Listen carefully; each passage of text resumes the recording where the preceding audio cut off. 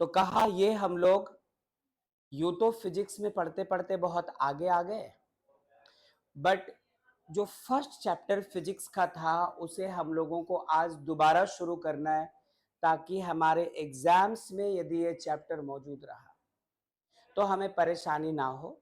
और ये इंफॉर्मेशन यदि हमारे पास नहीं रहती तो पूरे फिजिक्स के चप्पे चप्पे में, हर एक चैप्टर में, इनफैक्ट हर एक चैप्टर में जितने टॉपिक्स होंगे उन सारे टॉपिक्स में आपको ये चीज दिखेगा कि अलग अलग फिजिकल क्वांटिटीज जो नई नई चीजें पढ़ाई जाएंगी उनका आपसे यूनिट के साथ साथ डायमेंशनल फॉर्मूला भी पूछा जाएगा, डायमेंशंस की भी बात होगी। तो हम लोग दैट्स वाई इस वाले चैप्टर को अभी डिस्कस करने जा रहे हैं।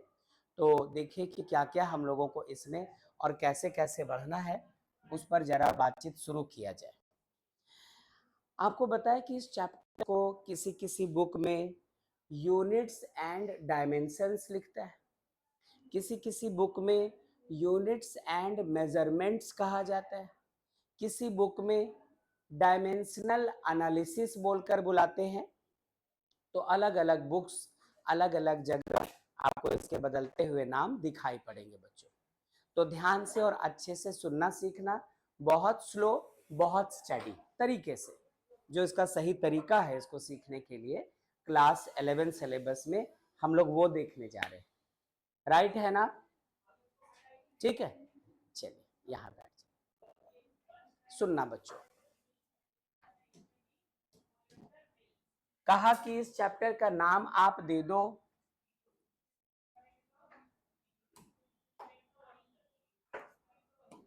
नाम दे दो आप यूनिट्स एंड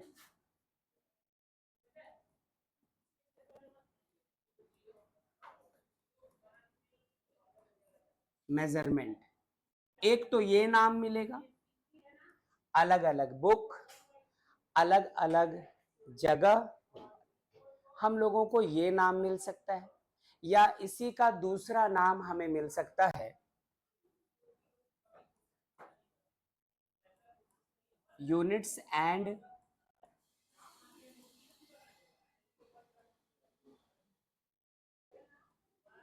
डायमेंशंस, या इसी का तीसरा नाम भी मिल सकता है बच्चों, और वो है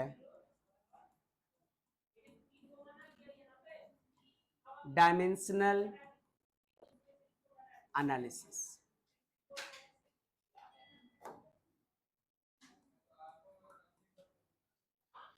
ये मिलती जुलती चीजें हैं, हालांकि तीनों में अलग अलग बातों का जिक्र होता है, बट हम लोगों को ओवरऑल पहला चैप्टर पहला यूनिट यही पढ़ने को कहता है क्लास 11 के फिजिक्स के सिलेबस में।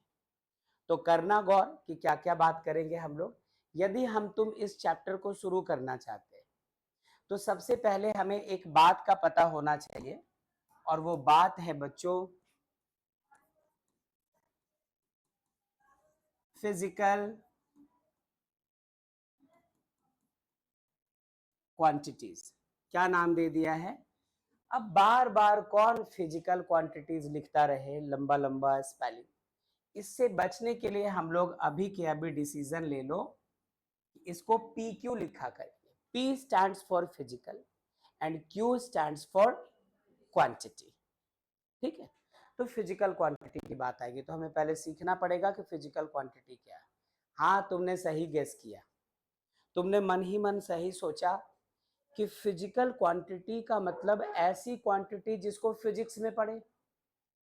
फिजिकल फिजिक्स नहीं, चलो आप नहीं बोल रहे मन में, तब भी मैं बोल रहा हूँ चलो ठीक है, माना हाँ है, लेकिन इसका कुछ तो डेफिनेशन होगा। ऐसा बोलना कितना खराब होगा कि कोई भी ऐसी क्वांटिटी जिसको फिजिक्स में पढ़ते हैं वो फिजिकल क्वांटिटी। खराब बात है, अच्छी बात नहीं, गंदी बात है। तो बात समझो कि हम लोगों को इसको कैसे डिफाइन करना है। सुनना अच्छे से। Anything anything that can be measured directly or indirectly, कोई भी ऐसी चीज जिसको आप या तो डायरेक्ट मेजर कर लो या फिर इनडायरेक्ट मेजर करो। मैं थोड़ा सा एग्जांपल देना चाहता हूं। ये आपके पास कुछ है, आप इसका लेंथ मेजर करना चाहते हैं, यहां से लेकर यहां तक की जो लेंथ है वो आप डायरेक्ट मेजर करो। इंस्ट्रूमेंट बॉक्स से स्केल निकाल लो, डायरेक्ट मेजर कर दो। एक मेजरिंग टेप ले आओ, आपको बताया था कि अपडेट चल रहा है तो बीच बीच में, हाँ, एक मेजरिंग टेप ले आओ, उससे मेजर कर लो, ये भी हो गया डायरेक्ट मेजरमेंट। तो फिर इनडायरेक्ट मेजरमेंट क्या होता है? 10th क्लास में आपने पढ़ा था हाइट्स एंड डिस्टेंस, उसमें कुछ इस तरह के क्वेश्चंस होते थे क्या कि एक ऊंचा सा पिलर है, वहां से 5 मीटर डिस्टेंस पे कोई एक आदमी खड़ा है, वो उसके टॉप को देख रहा है, तो एंगल ऑफ एलिवेशन 60 डिग्री का बन रहा है, तो बताओ इस पिलर का हाइट क्या है ना? तो पिलर की जो हाइट है वो हम लोग डायरेक्ट मेजर करके नहीं निकाल रहे हैं, वो tan theta equals to P by B वगैरह कुछ यूज करके हम लोग निकाल रहे हैं। तो डायरेक्ट मेजरमेंट मतलब सचमुच स्केल लेकर मेजर कर लिया यदि कोई लंबी चीज है तो, सचमुच तराजू लेकर वजन कर लिया यदि कोई भारी चीज है तो, है ना? सचमुच आपने घड़ी देख करके टाइम का अंदाजा लगा लिया यदि आपके पास घड़ी मौजूद है तो। लेकिन कई बार हम लोग डायरेक्टली ये काम नहीं कर सकते, जैसे कि आप सोनार का नाम सुना होगा आपने, जिसके जरिए हम लोग क्या करते हैं कि कहीं समंदर है तो उस पर्टिकुलर जगह वो कितनी गहराई पे है, उसका जो सरफेस है वो कितना बॉटम में है, वो पता लगाते। तो करते क्या है, उसी जगह खड़े होकर एक साउंड रिलीज करते हैं, ताकतवर साउंड नीचे जाती है, समंदर के सरफेस से टकरा कर वापस आती है, तो हमें साउंड का स्पीड पता होता है 330 मीटर पर सेकेंड एयर में, वाटर में, है ना, उससे ज्यादा सॉलिड में और ज्यादा, ये ध्यान रखिएगा, है ना। साउंड ऐसी चीज है कि उसकी स्पीड एयर में ज्यादा, उससे और ज्यादा लिक्विड में और सबसे ज्यादा सॉलिड में होती है। तो वो आपको स्पीड पता है और आपने देखा कि कितना वक्त लगा उसको अंदर जाकर वापस उसका रिफ्लेक्शन, उसका इको आपको कितनी देर में सुनाई पड़ा, तो आप वहां से डिस्टेंस निकाल लेते हैं। Speed equal to distance by time. Sound की स्पीड आपको पता है, कितनी देर में आवाज नीचे जाके टकरा कर वापस आई है, वो आपने घड़ी में देख लिया, तो आप बता रहे कि कितनी गहराई पे है वो। तो ये क्या हुआ, इनडायरेक्ट मेजरमेंट। तो आप बस ये समझना कि दुनिया की कोई भी ऐसी क्वांटिटी, कोई भी ऐसी चीज जिसको आप मेजर कर सकते हो, या तो डायरेक्टली या तो इनडायरेक्टली। और इतना ही नहीं, एक और खास बात है, and which defines the laws of physics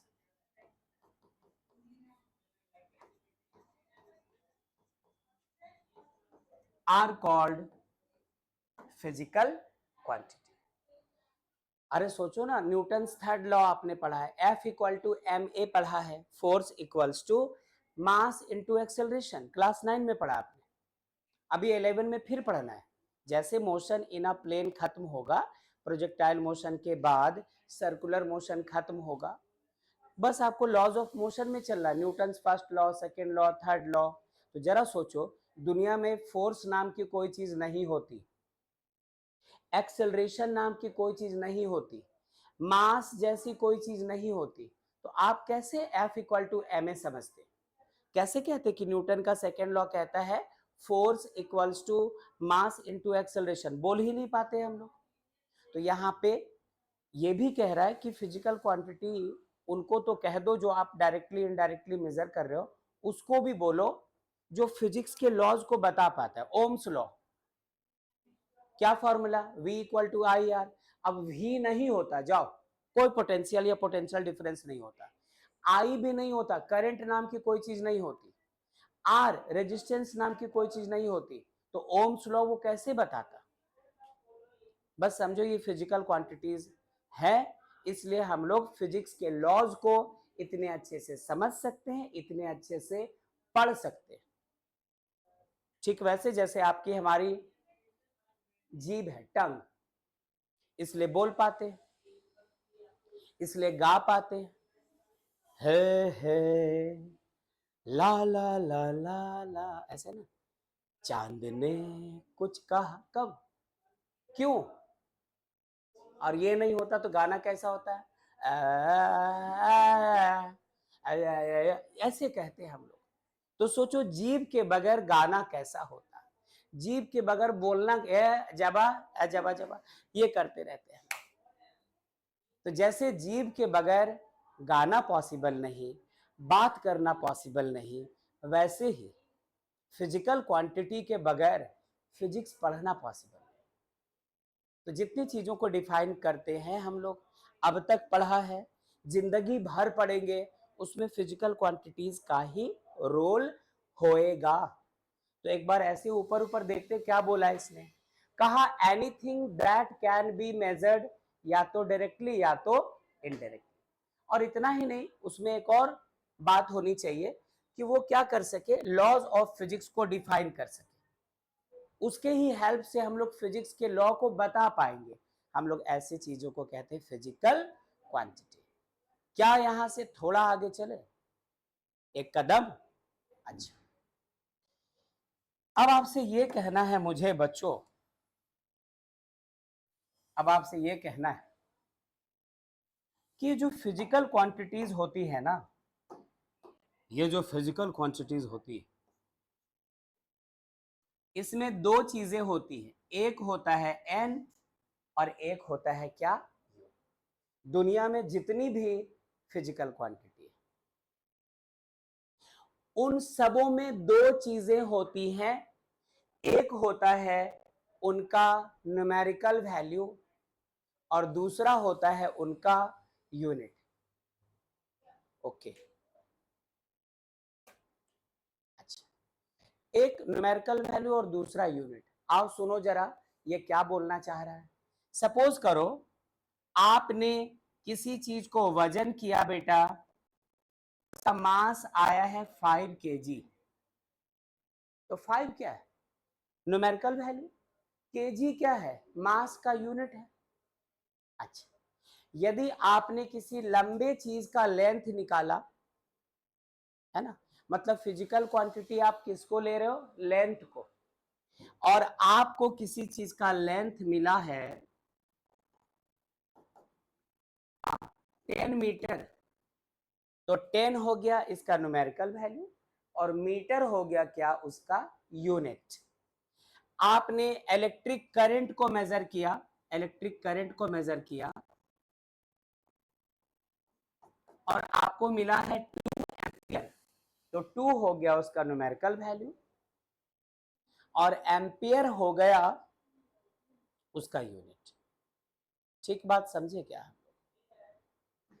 ये दो चीजें यहां पर ऐसे होती है। यहां पर थोड़ा कंपैरिजन का भी चक्कर पड़ता है। एक काम करो, एक काम करो, कोई एक भारी चीज का नाम बताओ, कोई थोड़ा हैवी चीज, जैसे आपका स्कूल बैग है ना, स्कूल बैग है,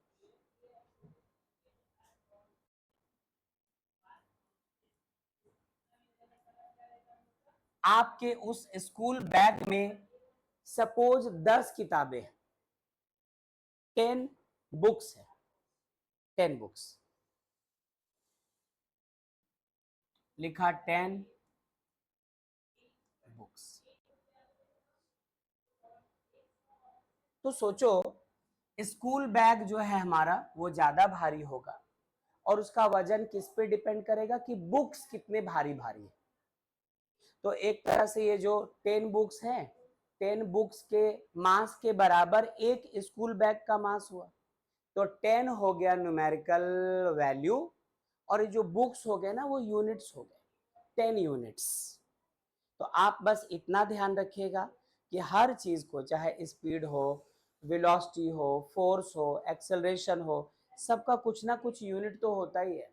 तो मेरे कहने का मतलब यहाँ पर वैसे ही है कि फिजिकल क्वांटिटीज में आपको दो चीजें दिखाई पड़ेंगी। एक तो दिखना है उसमें क्या, न्यूमेरिकल वैल्यू, और दूसरा दिखना है क्या, यूनिट। क्या यहां तक आपने देखा सुना? ठीक है, ये एक चीज है। थोड़ी सी बात और करूंगा मैं आपसे, बिल्कुल कोई जल्दबाजी मत कीजिएगा, आराम से थोड़ा स्लो ही देखना तो ज्यादा अच्छा रहेगा।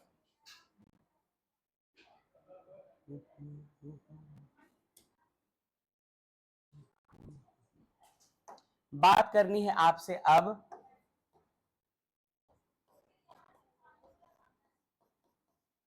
Types of physical quantity. सुना आपने? Types of physical quantity school में जब ये पढ़ाया जा रहा होगा तो आपने मौजूदगी की वजह से आपने पढ़ा होगा, देखा होगा, सुना होगा कि स्कूल टीचर्स ने कहा कि there are 3 types of physical quantities. क्या क्या नाम था? फंडामेंटल क्वांटिटीज, डेराइव्ड क्वांटिटीज, और एक और होता है सप्लीमेंट्री क्वांटिटीज। पता नहीं क्या होती है चीजें। क्या क्या नाम बताया आपको? पहला बताया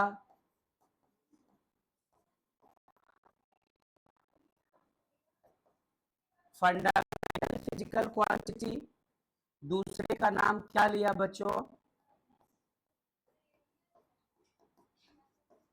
डेराइव्ड फिजिकल क्वांटिटीज, और तीसरा होता है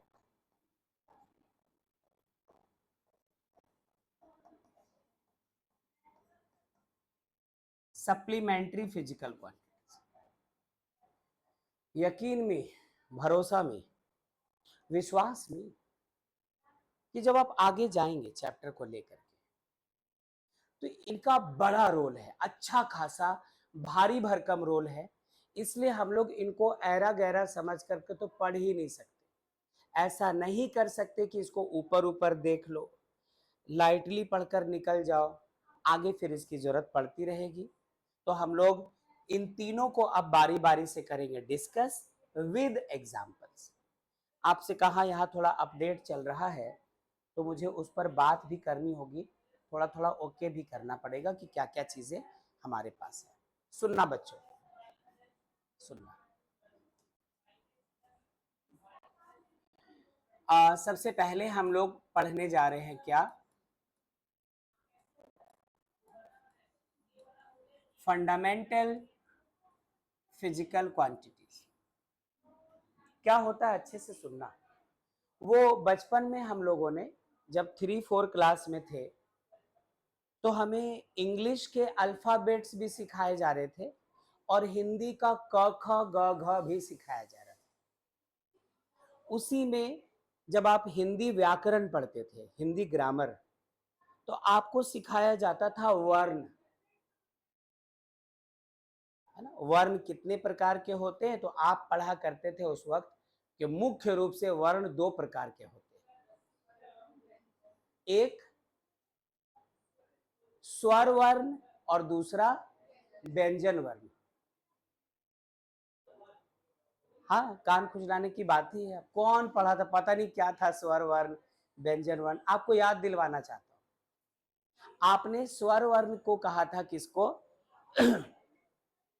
अ, अ में आ की मात्रा अ, ह्रस्व ई, दीर्घ ई, ह्रस्व उ, दीर्घ उ, री, री, ए, ओ, अंग, अ।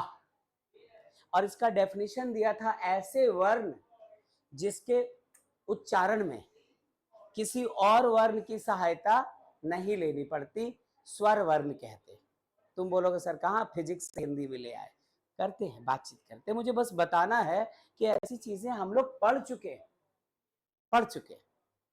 और व्यंजन वर्ण किसको कहा था? क ख ग घ अंगा, च छ ज झ इया, ट ठ ड ढ मूर्धन्य, त थ द ध न, प फ ब भ म, य र ल व तलविष, है ना। और बोलो कौन? दंती सा, अच्छा। एक्चुअली क्या होता है कि हम लोग उसका प्रोनाउंसिएशन बचपन में कई बार गलत हो जाता है ना, दंत सा। चलो, हा छात्रा ज्ञा वगैरह, इससे पता है हम लोग को क ख ग घ आता है, वरना 12th में आने के बाद कहते हैं बच्चों को क ख ग लिखो, यहाँ लिखने के बाद हुआ देखने लगता है कि इसके आगे सर याद नहीं है उनको। खैर जाने दीजिए। इनको कहा था व्यंजन वर्ण, और डेफिनेशन दिया था ऐसे वर्ण जिनके उच्चारण में स्वर वर्णों की सहायता ली जानी होती है, और कहा जाता था क, है ना। इसको सर पढ़ाते थे, टीचर पढ़ाते थे, क हलंत जोड़ अ। तब ये क्या बनता था, क। फिर आधा क हलंत जोड़ आ। खैर जो भी हो, हम लोग इसकी बात थोड़ी कर रहे हैं। हाँ इतना है कि ये हमारा व्यंजन होता था, इसके उच्चारण में स्वर वर्ण की सहायता ली जानी, बस वही समझ लो। फंडामेंटल क्वांटिटी को समझ लो स्वर क्वांटिटी, और डेराइव्ड को समझ लो व्यंजन क्वांटिटी। बोल मत देना, कहीं यहां वहां लिख मत देना, वरना पहले आपको पकड़ेंगे, आप लाकर दिखा देंगे कि इन्होंने पढ़ा था, आपको छोड़ करके मुझे पकड़ लेंगे। इसलिए आप खुद भी बचना, मुझे बचाना। चलो खैर, सुनो बेटा ध्यान से, बातें किसकी हो रही है, फंडामेंटल फिजिकल क्वांटिटी की। Those physical quantities which do not depend upon any other, hello brother, any other physical quantities are called कैसा बच्चों, फंडामेंटल फिजिकल क्वांटिटीज। क्या पता क्या बोल के ये जा रहा है, क्या बोल के जा रहा है, क्या मालूम। सुनिएगा आगे से, आगे से सुनिए, आगे हम लोगों को और क्या बात करनी है वो सुनिए। ऐसी फिजिकल क्वांटिटीज जो किसी और पे डिपेंड ना करे, उनको हम लोगों ने क्या कहा, फंडामेंटल। क्या मतलब फंडामेंटल का मतलब क्या हुआ, बेसिक। अंकिता क्या कर रही है, स्कूल का नाम, एडमिशन फॉर्म में स्कूल का नाम नहीं आ रहा है। हाँ तो ठीक है, तो पर्ची लिख करके वो अलग से फॉर्म में चिपका दो, और क्या।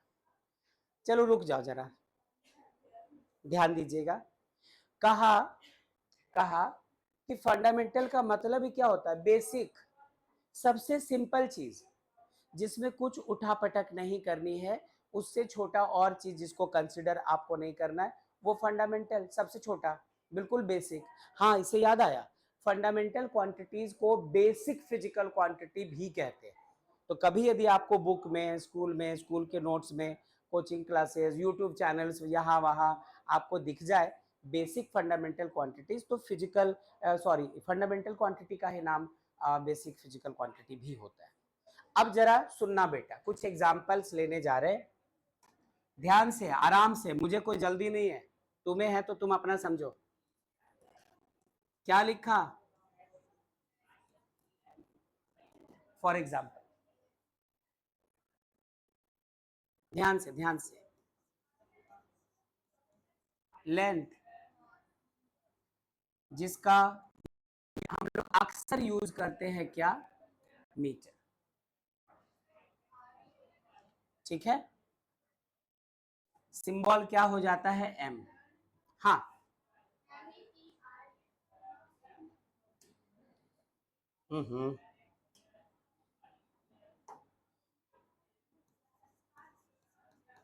मीटर, और उसका सिंबल क्या ले लेते हैं हम लोग, एम।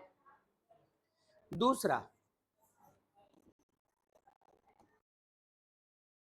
होता है आमतौर पर किलोग्राम। लिखते समय आपके दिमाग में बात आनी चाहिए कि ग्राम भी तो होता है सर, मिलीग्राम भी तो होता है, नैनोग्राम भी तो होता है, क्विंटल, टन भी तो होता है। इसी मुश्किल से छुटकारा पाने के लिए तो हम लोग ये चैप्टर पढ़ रहे हैं, देखते जाइएगा एकदम अच्छे से। किलोग्राम कैसे दिखा दे शॉर्टली इसको, केजी से। क्या होती है, टाइम। टाइम, टाइम का SI यूनिट होता है क्या, सेकंड, और शॉर्टली S से दिखा देते या SEC से दिखा दो, क्या ही फर्क पड़ेगा। इसके अलावे भी नंबर 4 टेम्परेचर, इसका SI यूनिट होता है केल्विन, और इसका सिंबल क्या ले लेते हैं हम लोग, ये। और सुनो नंबर 5,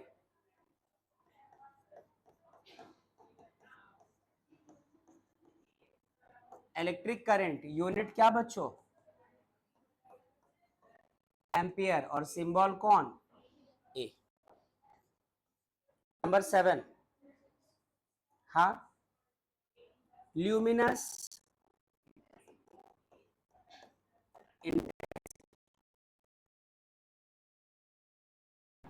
ल्यूमिनस इंटेंसिटी, ठीक है। इसको मेजर करते हैं कैंडेला में, और शॉर्टली इसका सिंबल होता है CD। लास्ट नंबर 7,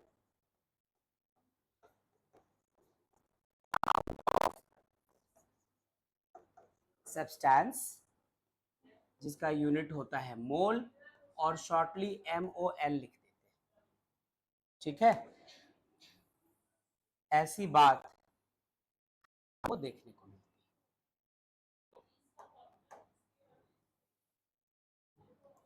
बोलिए, क्या हम सब इसको मानने को तैयार हैं? मानना क्या, ये तो अभी हम लोग पहली बार जान रहे हैं। यदि हम लोग पास आउट बैच से हैं, नीट एस्पिरेंट है, जेई एस्पिरेंट है, पहले एक बार पढ़ चुके हैं, तब तो कोई बात नहीं। लेकिन 10th से पहली बार 11th में आ रहे हो, और आपका बैकग्राउंड CBSE या स्टेट बोर्ड रहा है, तो आपके लिए नया। यदि आप ICSE बोर्ड से थे तो आपको 9-10 में ये पढ़ने को मिला था, थोड़ा इंट्रो विंट्रो इसका, लेकिन कोई बात नहीं। क्या यहां तक सुना आपने? अब ये जो 7 है, मे बी कि आज हम लोग पहली बार इसके साथ रूबरू हो रहे, लेकिन जिंदगी भर आता रहेगा ये। कभी कुछ भी पढ़ने जाओ, इनकी एंट्री होगी, इनके बगैर आप कुछ भी नहीं पढ़ सकते, ये सिचुएशन है। तो अंकिता को पता चला मैं 2 मिनट वेट क्यों नहीं कर रहा था, क्योंकि 2 मिनट में लगा और नितिका आ ही गई। ठीक है, ओके, ठीक। अब सुनते जाना, आज के बाद कसम खाओ कि इन 7 को नहीं भूलोगे। इन्हीं 7 पे आपको यकीन नहीं होगा, पूरा फिजिक्स टिका है। पूरा फिजिक्स मतलब क्लास 11 का बेसिक फिजिक्स, क्लास 12 का बेसिक फिजिक्स, क्लास 11th में जेई नीट और जेई एडवांस लेवल का फिजिक्स, क्लास 12 में भी जेई एडवांस लेवल तक, BSc bachelor of science, BTech, MTech, जब कभी आप फिजिक्स पढ़ रहे होंगे वो इन्हीं पर डिपेंड करेगा। एग्जाम्पल दे दे का, बोलो ना, ले लो ले लो ले लो एग्जाम्पल, लो एग्जाम्पल, ले लो एग्जाम्पल। 26 लेटर्स होते हैं ना,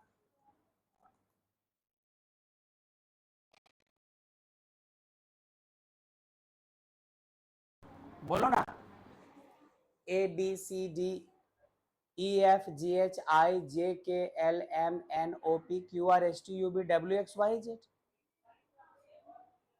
ABCDEFGHI, यही था ना, मन पे चल रहा था, ये गाना चल रहा है।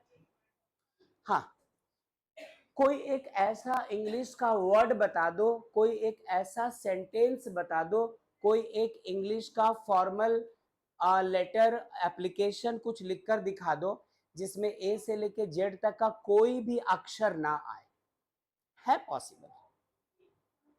जितनी इंग्लिश है वो इन 26 लेटर्स से ही बनी हुई है, मानते हैं? तो सोचो, इंग्लिश की डिक्शनरी में कितने सारे वर्ड्स होते हैं, इंग्लिश में आप जब बातें कर रहे होते तो कितना सारा सेंटेंस तरह तरह का डिलीवर हो रहा होता है, वो सब कुछ सिर्फ इन 26 लोगों पे डिपेंड करता है। अब पता चला स्पेशल 26 क्यों आया था। स्पेशल 26 मूवी भी तो आ चुकी थी। चलो, जो नहीं देखा वो बदकिस्मत है। 26 लेटर्स जो इंग्लिश के हैं उसी पर पूरी अंग्रेजी टिकी हुई है। ठीक वैसे ही सिर्फ ये 7 फंडामेंटल क्वांटिटी है और पूरा फिजिक्स इसी पे डिपेंड करता है बेटा। फिजिक्स का कोई एक कोना नहीं है, कोई एक जगह नहीं है जहां पे आप इनके बगैर आगे बढ़ जाए। ये आएंगे ही आएंगे किसी ना किसी शक्ल में। सुना क्या? आगे सुनो। तो यहां पर कहा कि इसीलिए इनको क्या कहा हम लोगों ने, फंडामेंटल फिजिक्स क्वांटिटी। जैसे ये इंग्लिश के 26 लेटर्स पे ही पूरी इंग्लिश टिकी हुई है, वैसे ही फिजिक्स में ये 7 फिजिकल क्वांटिटी पे ही पूरा फिजिक्स टिका हुआ है। चाहे आप कोई भी चैप्टर उठा लो, किसी भी चीज पे बात करना शुरू कर दो, वो डायरेक्ट इनडायरेक्ट इसी से कनेक्टेड हम लोगों को दिखा करेगा। क्या यहां तक ठीक? देखा सुना? कितने फंडामेंटल क्वांटिटीज होते हैं? 7। Length, mass, time, temperature, electric current, luminous intensity और अमाउंट ऑफ सब्सटेंस। ये थोड़ा थोड़ा केमिस्ट्री जैसा लग रहा होगा, मोल, लेकिन फिजिक्स में भी है ये। वो जब पढ़ेंगे तब देखना हम लोग। हाय राम, स्किप कर गया। स्किप स्किप स्किप स्किप, कोई बात नहीं, चलेगा।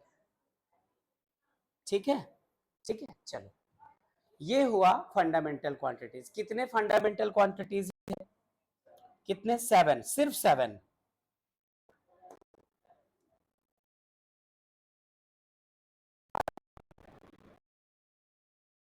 फंडामेंटल फिजिकल क्वांटिटी, हैशटैग, और वो सातों यहां आपके सामने। क्या यहां से आगे चले? अब तक सीखा ही क्या? अब तक सीखा कि जिस चैप्टर को हम लोग पढ़ रहे हैं वो उस चैप्टर का नाम है, यहां नहीं है, पिछले स्लाइड में था, units and dimensions, units and measurement या डायमेंशनल एनालिसिस वगैरह वगैरह। उसमें सबसे पहले सीखना था हमें फंडामेंटल फिजिकल क्वांटिटी को, और कहा कि कोई भी ऐसी चीज जिसको आप डायरेक्टली इनडायरेक्टली मेजर कर सकते हैं और जिस पे बेस्ड होता है फिजिक्स के सारे लॉज, है ना, वही लोग फिजिक्स के लॉज को डिफाइन करते हैं, वो कहला जाते हैं क्या? Physical quantities. कहा 3 टाइप्स होते हैं, एक फंडामेंटल, एक डेराइव्ड और एक सप्लीमेंट्री।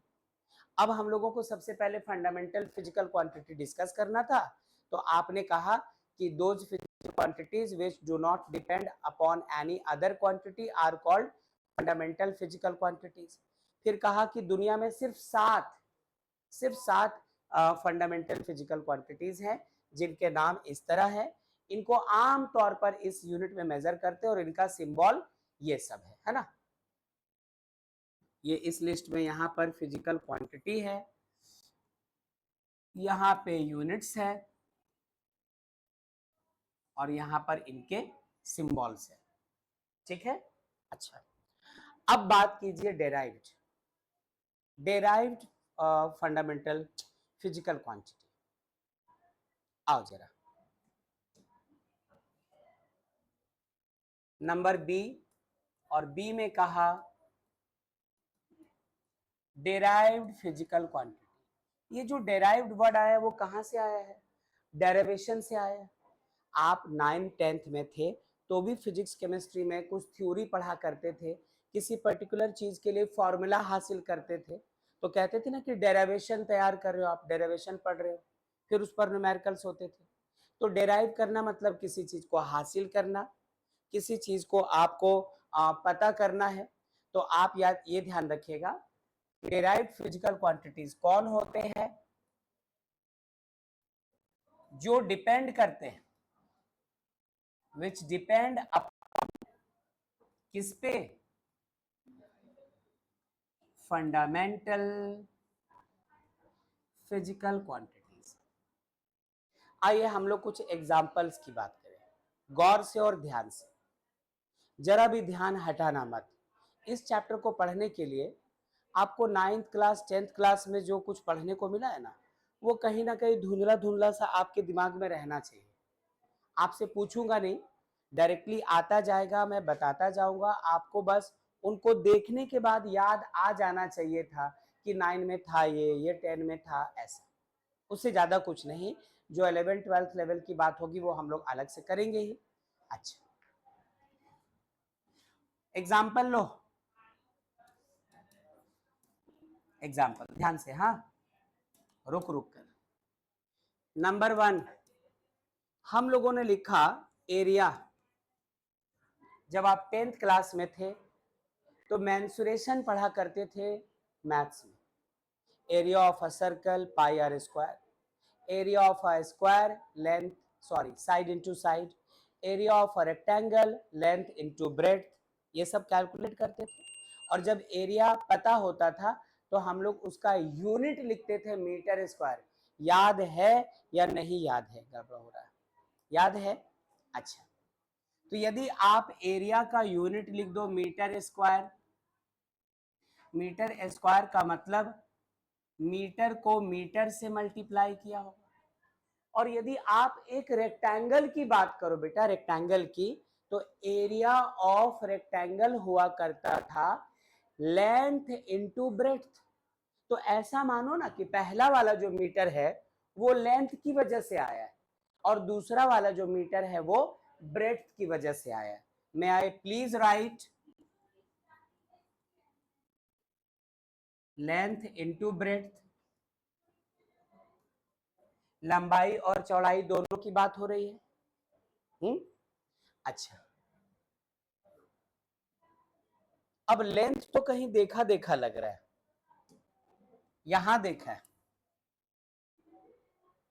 मीटर तो देखा देखा लग रहा था, यही देखा था। क्या हम लोगों ने लेंथ को फंडामेंटल यूनिट के लिस्ट में देखा था? मतलब लेंथ एक फंडामेंटल यूनिट हुआ कि नहीं? Of course. तो सोचो जरा, सोचो जरा, इस पर गाना भी बना था, सोचो जरा, सोचो। हाँ, लेंथ इनटू ब्रेड्थ क्या कह सकते हैं? वो नोटबुक मिलेगा बालक? बहुत अच्छा, ठीक है। यदि ये नोटबुक हमारे पास है, आप इसको और इसको, आपसे पूछा जाए बताओ इसमें और इसमें से लेंथ कौन सा है और ब्रेड्थ कौन सा है, तो जो ज्यादा लंबा रहता है उसको लेंथ बोल देते हैं हम लोग, और जो थोड़ा छोटा रहता है उसको ब्रेड्थ कह देते हैं। मैं कहना चाहता हूं लेंथ तो लेंथ होता ही है, ब्रेड्थ भी एक तरह का लेंथ होता है। अरे, इससे थोड़ा छोटा हुआ तो क्या, ओफो, इससे थोड़ा नाटा हुआ तो क्या, ये यदि लेंथ है तो ये भी क्या है? नहीं समझे। इसको मेजर करने के लिए आप स्केल लेकर आएंगे? स्केल, इसके लिए तराजू लाओगे तुम? नहीं ना। तो फिर जब आप किसी चीज को मेजर कर रहे हैं और स्केल से मेजर हो रहा है वो चीज, तो हुआ ना लेंथ, थोड़ा छोटा थोड़ा नाटा। ओके, ये लो, नहीं चाहिए, रख लो। ओके, इसका मतलब ये भी लेंथ है और ये भी क्या है? एक तरह का लेंथ ही। तो ये फंडामेंटल क्वांटिटी है। लेंथ क्या हुआ हमारा? फंडामेंटल क्वांटिटी, और ये भी क्या हुआ? Fundamental quantity. सोचो, ये जो एरिया है ये इसलिए आ पाया क्योंकि लेंथ नाम की चीज दुनिया में थी। इमेजिन करो दुनिया में लेंथ नाम की चीज ना होती तो एरिया कैसे होता? क्योंकि एरिया इक्वल्स टू होता है side square, area equals to होता है side into side, area equals to होता है लेंथ इंटू ब्रेड्थ। तो दैट्स वाई एरिया हमारा कैसा हो गया? डेराइव्ड, क्योंकि ये हमें हासिल हुआ है, एरिया हमें मिला है, एरिया हमें प्राप्त हो रहा है। किससे? लेंथ से। और लेंथ कैसा है? फंडामेंटल। तो ऐसा नहीं बोल सकते कि एरिया डेराइव्ड क्वांटिटी है, क्योंकि ये किस पे डिपेंड कर रहा? फंडामेंटल क्वांटिटी पे। क्या बात समझे हम लोग इसको? ओके, यहां भी ओके करना पड़ेगा। ठीक, और देखते हैं नंबर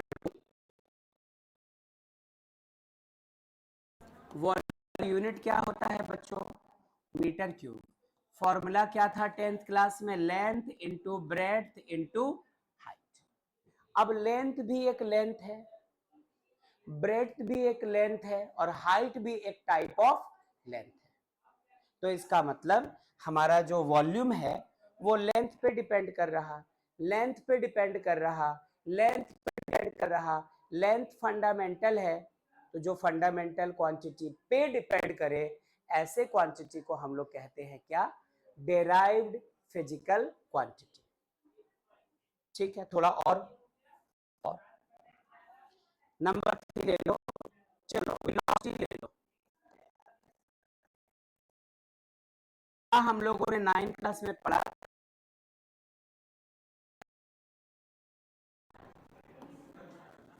डिस्प्लेसमेंट बाय टाइम, पढ़ा था क्या? अरे speed equal to distance by time और velocity equals to displacement by time. अच्छा, डिस्प्लेसमेंट क्या होता है? शॉर्टेस्ट डिस्टेंस, पढ़ा था ना? यदि बॉडी को ए से बी को जाना है, एक रास्ता ये भी है, लंबा रास्ता है, और इन तीनों पॉइंट